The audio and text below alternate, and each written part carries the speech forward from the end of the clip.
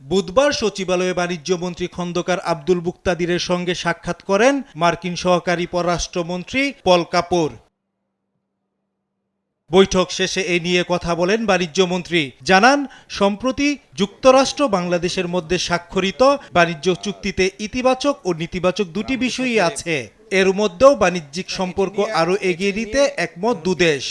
দুই পক্ষেরই কিছু চাওয়া থাকে।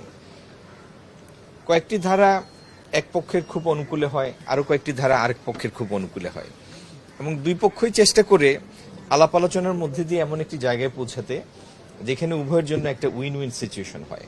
আমি এটিকে হোলসেল নেগেটিভ বা হোলসেল পজিটিভ এই দৃষ্টিকোণ থেকে এখনো এইভাবে দেখছি। এটি একটা চুক্তি হয়েছে, এটি একটি বাস্তবতা। যুক্তরাষ্ট্রের সুপ্রিম কোর্ট বাড়তি শুল্ক অবৈধ ঘোষণা করায় এ নিয়ে সমঝোতার সুযোগ আছে বলেও মন্তব্য করেন বাণিজ্যমন্ত্রী।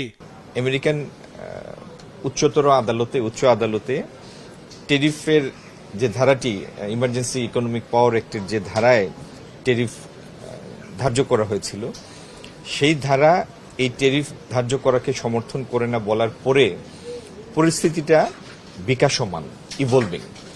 বিকাশমান পরিস্থিতি আমরা পর্যবেক্ষণ করছি। এরপর মার্কিন প্রতিনিধি দলটি বৈঠক করে বিদ্যুৎ ও জ্বালানি মন্ত্রী ইকবাল হাসান মাহমুদ টুকুর সঙ্গে। এতে জ্বালানি খাতের উন্নয়ন সহ স্বার্থ সংশ্লিষ্ট বিভিন্ন বিষয়ে আলোচনা হয়। পরে মন্ত্রী বলেন, মধ্যপ্রাচ্যে সংকট দীর্ঘস্থায়ী হলে জ্বালানি সংকট সমাধানে যুক্তরাষ্ট্রের সহায়তা চাওয়া হয়েছে। দুইটা হলো যে এখন যে ক্রাইসিস চলছে, আমাদেরকে সাপোর্টের জন্য আমরা রিকোয়েস্ট করেছি, তারা বলছে তারা সেটা কথা বলে আমাদের জানাবে। জ্বালানি তেলের বর্তমান মজুদে মার্চ পর্যন্ত ভালোভাবে চলবে জানিয়ে সবাইকে সাশ্রয়ী হওয়ার আহ্বানও জানান মন্ত্রী। ইফতার, সেহরি ও তারাবির সময় বিদ্যুৎ সরবরাহ বিঘ্নিত হবে না বলেও আশ্বস্ত করেন জ্বালানি মন্ত্রী। ইনশিওর করতেছি যে ইফতারি থেকে তারাবি পর্যন্ত কোনো লোডশেডিং হবে না। আমার সেহরির সময় কোনো লোডশেডিং হবে না।